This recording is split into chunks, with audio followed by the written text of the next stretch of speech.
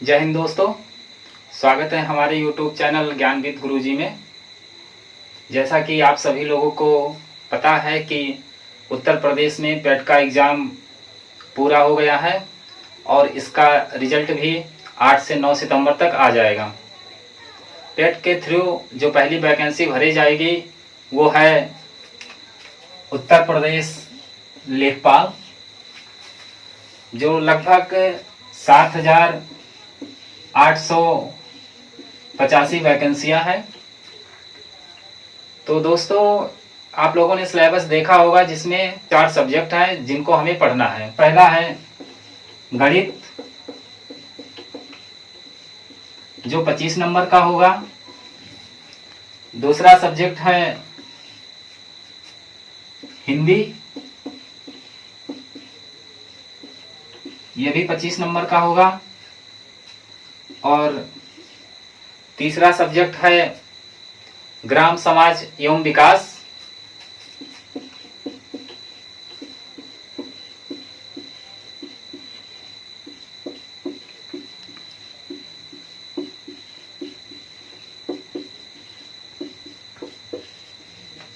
ये भी 25 नंबर का होगा। और चौथा है उत्तर प्रदेश स्पेशल, जिसमें हिस्ट्री आएंगे एवं इतिहास।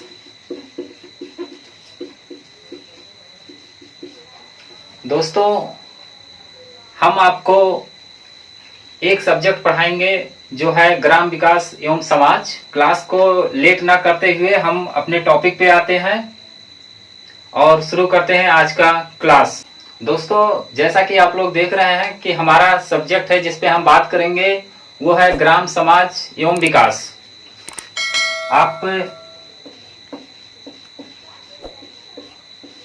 आप सभी अधिकतर गांव में रहने वाले होंगे और आप लोगों ने गांव के बारे में सुना होगा।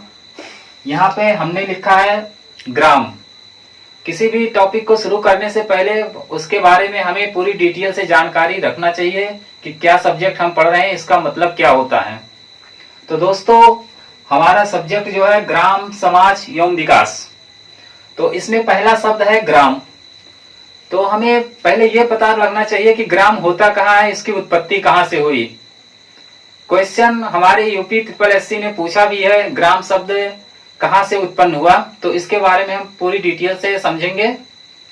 ग्राम जो है ये एक संस्कृत भाषा का शब्द है। जैसा कि पता है कि हम लोगों की वैदिक सभ्यता में जो मुख्य भाषा बोली जाती थी वो संस्कृत है। उस संस्कृत शब्द का शब्द है ग्राम। ग्राम को हम लोग लोकल भाषा में गांव कहते हैं। गांव जो है ये ग्राम को बोलते बोलते इसका हिंदी शब्द है। आप हिंदी में पढ़े होंगे कि जो ग्राम है ये तत्सम शब्द होता है और गांव जो होता है वो तद्भव शब्द होता है। तो ग्राम शब्द जो है आप लोगों को पता चल गया होगा कहां से उत्पन्न हुई। और ग्राम के बारे में बात किया जाए कि हमारा ग्राम बनता कैसे है। हमारे जो पहले क्वेश्चन हमारे दिमाग में आता है कि ग्राम बनता कैसे है। हम सब गांव में या शहरों में रहते होंगे, देखते होंगे, लेकिन जो हम डिटेल से एक बार अगर जैसे जानना चाहें कि ग्राम होता क्या है, तो ग्राम का मतलब होता है कि दो या दो से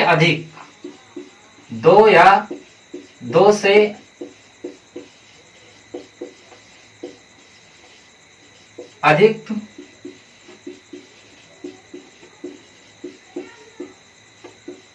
व्यक्तियों का समूह, जिनमें आपसी प्राथमिक क्रियान्वयन होता हो।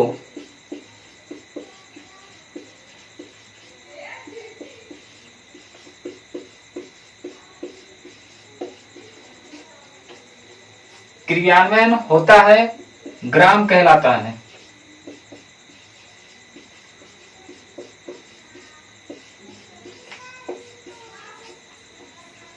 आप आपने अभी देखा परिभाषा की, दो या दो से अधिक व्यक्तियों का समूह जिनमें आपसी प्राथमिक क्रियान्वयन होता है, ग्राम कहलाता है। आप लोग के दिमाग में क्वेश्चन उठ रहा होगा कि ये प्राथमिक क्रियान्वयन क्या होता है। तो आप लोगों को ये समझना बहुत ही जरूरी है कि प्राथमिक क्रियान्वयन क्या होता है, गांव क्या होता है। जैसे हम आप लोगों को एक एग्जांपल बताएं कि हम सब आस पड़ोस, हमारे आसपास सब लोग रहते हैं, गांव में रहते हैं। अगर जो हम उनसे कोई भी आपसी भाईचारा या कोई बातचीत ना करें, हम अकेले रहें, अकेले जाएं, तो लोग कहते हैं कि इनका तो समाज से, गांव से कोई मतलब ही नहीं है। लेकिन अगर जो हम आपस में मिल के बात करते हैं और दूसरे से अपने बातों को शेयर करते हैं, गांव के बारे में जानते हैं, तो लोग कहते हैं कि ये आदमी बड़ा सामाजिक है, बहुत गांव की देखभाल करता है। तो प्राथमिक क्रियान्वयन का मतलब होता है कि अपने प्राथमिक कार्यों में जो हमारे आते हैं। अब ये प्राथमिक कार्य क्या होते हैं? तो प्राथमिक कार्य का मतलब होता है अपनी आजीविका चलाना। आजीविका का मतलब कि अपना पालन पोषण करना। आजीविका, अब प्राथमिक का मतलब आप कहेंगे पैसा, तो जी नहीं, पैसा इसका मतलब नहीं होता है। पैसे हम खाते नहीं है, हम खाते हैं अनाज। तो हम गांव में क्या करते हैं, गांव में लोग खेती करते हैं, अधिकतर खेती करना, मछली पालन करना,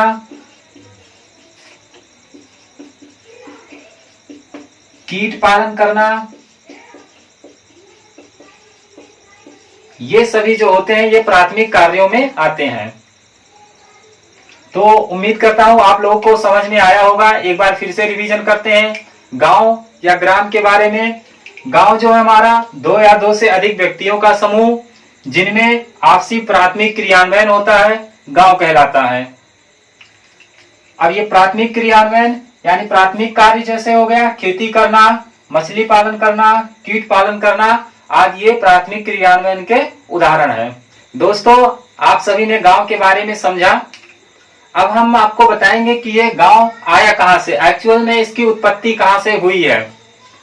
गांव की उत्पत्ति हमारे ऋग्वेद, आप सभी ने सुना होगा वेद 4 प्रकार के होते हैं, ऋग्वेद, सामवेद, यजुर्वेद, यथुर्वेद। तो उसमें सबसे पुराना वेद है ऋग्वेद। उस ऋग्वेद में ग्राम शब्द का पहली बार उल्लेख किया गया है। अब ये क्वेश्चन हमारा पूछता है कि ग्राम शब्द का उल्लेख या ग्राम शब्द पहली बार कहाँ मिला, कहाँ से देखा गया, तो हमारा उत्तर होगा ऋग्वेद में। अब क्वेश्चन एक और बनता है कि ऋग्वेद में ग्राम शब्द कितनी बार आया है, ये क्वेश्चन हमारा बनता है। तो मेरे प्यारे दोस्तों, ऋग्वेद में ग्राम शब्द 13 बार आया है। हमारे 2 पॉइंट क्लियर हुए कि ग्राम शब्द आया कहां से, हमारा उत्तर होना चाहिए ऋग्वेद से। ऋग्वेद में ग्राम शब्द कितनी बार आया है, 13 बार आया है। उम्मीद करता हूं कि आप लोग ये समझ गए होंगे। दोस्तों, अब ये सवाल उठता है ऋग्वेद में ग्राम को किस तरह परिभाषित किया गया है। तो हम आपको बताना चाहेंगे कि ऋग्वेद में ग्राम को परिवार के आधार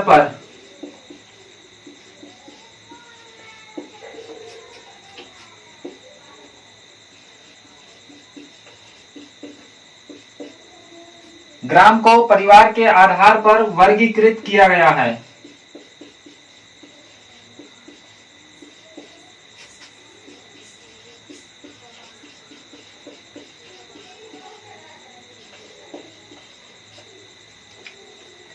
ग्राम शब्द हमारा आया कहां से, ऋग्वेद से। ऋग्वेद में कितनी बार उल्लेख है, 13 बार आया है।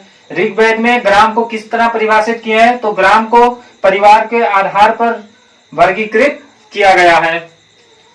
अब ऋग्वेद में जो ये परिवार है, इस परिवार को किस तरह परिवर्तित किया गया है, किस तरह परिभाषित किया गया है, वो है हमारा दो तरह के परिवार हैं। एक है संयुक्त परिवार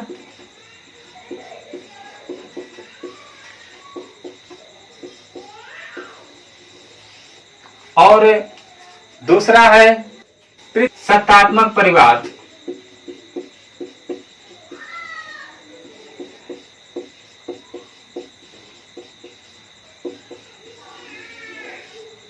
आप लोगों को पता होगा संयुक्त परिवार किसे कहते हैं। संयुक्त परिवार एक ऐसा परिवार है जिसमें दादा दादी काका काकी भैया भाभी सब लोग मिलकर रहते हैं, वो संयुक्त परिवार होता है। और पितृसत्तात्मक परिवार का मतलब कि जो परिवार का मुखिया होता है वो कोई आदमी यानी आदमी होता है, या फिर वो आपके पापा हो सकते हैं, दादा हो सकते हैं, चाचा हो सकते हैं। ये जो मुखिया होता है उसे पितृसत्तात्मक कहते हैं। दोस्तों अभी आपने गांव के बारे में देखा कि गांव क्या होता है। अब हम आएंगे समाज पे कि समाज हमारा क्या होता है। दोस्तों समाज जो है, हम मान लेते हैं कोई दो व्यक्ति हैं एक्स और वाई। एक्स क्या करता है, वाई की मदद करता है, और वाई क्या है, एक्स की मदद करता है। या फिर कोई कार्यक्रम होता है, वाई एक्स के यहाँ भाग लेता है, एक्स वाई के यहाँ भाग लेता है। तो मिला जुलाकर कहें कि हम जो एक्स वाई दो है, दो व्यक्ति हैं, दो से तीन भी हो सकते हैं, तीन से सारे कई सारे लोग हो सकते हैं। तो ये आपस में अंतःक्रिया करते हैं। अंतःक्रिया का मतलब कि आपस में सहायता करते हैं, आपस में अपने सुख को अपने दुख को आपस में बांटते हैं। तो ऐसे मेल जोल जो होता है, इन सब मेल जोल से हमारा क्या बनता है, एक समाज बनता है। दोस्तों समाज जो है दो या दो से अधिक किसी स्थान विशेष जहां व्यक्ति आपसी अंतःक्रिया करते हो समाज कहलाता है। हमने आपको बताया अंतःक्रिया का मतलब कि कोई भी व्यक्ति हो, एक से अधिक व्यक्ति हो, वो आपसी सहायता करता हो, आपस में सुख दुख को बांटते हो और मिलकर कार्य करते हो, तो उसे हम अंतःक्रिया करते हैं। उम्मीद करता हूं आपको समाज अच्छी तरीके से समझ में आ गया होगा। हम आगे बढ़ते हैं और देखते हैं नेक्स्ट है हमारा विकास। विकास क्या होता है। दोस्तों अभी हमने समाज के बारे में देखा कि जब दो या दो से अधिक व्यक्ति मिलकर आपसी अंतःक्रिया करते हैं तो उसे हम समाज कहते हैं। विकास, विकास क्या होता है।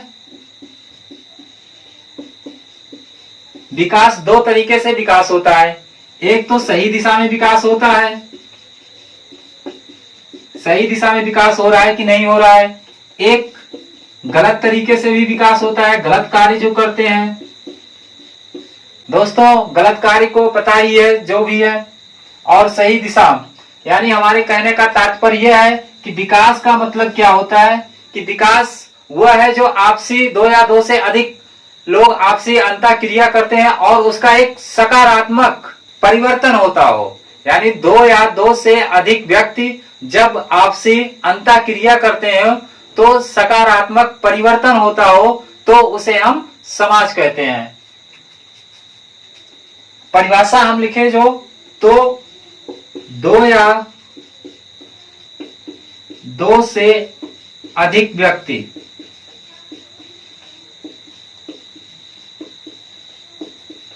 दो या दो से अधिक व्यक्ति जब आपसी अंतःक्रिया करते हो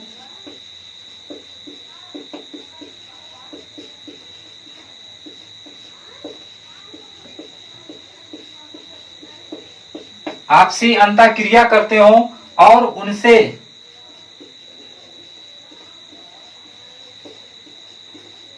सकारात्मक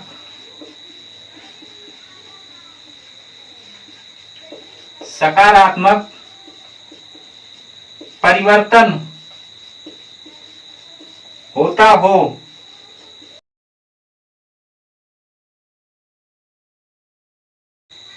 उसे हम विकास कहते हैं।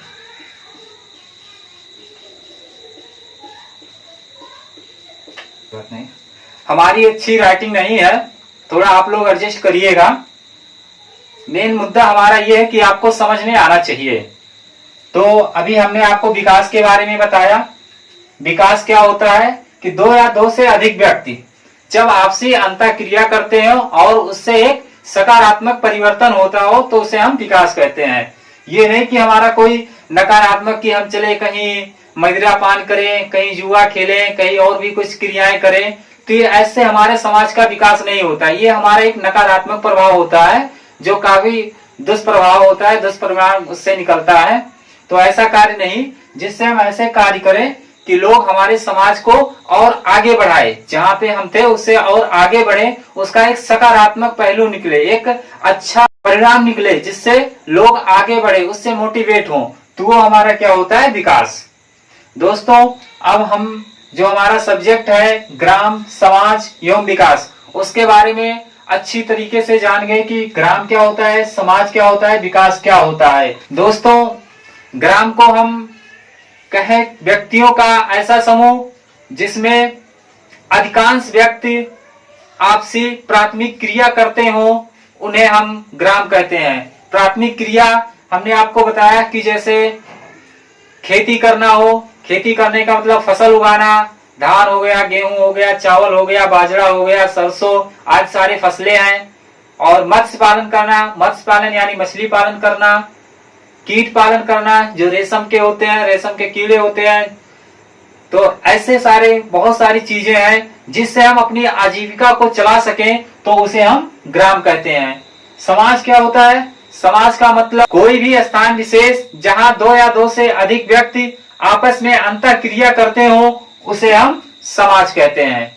विकास की बात करें तो विकास का मतलब कि दो या दो से अधिक व्यक्ति जहां आपसी अंतर क्रिया से एक सकारात्मक परिवर्तन होता है, उसे हम विकास कहते हैं।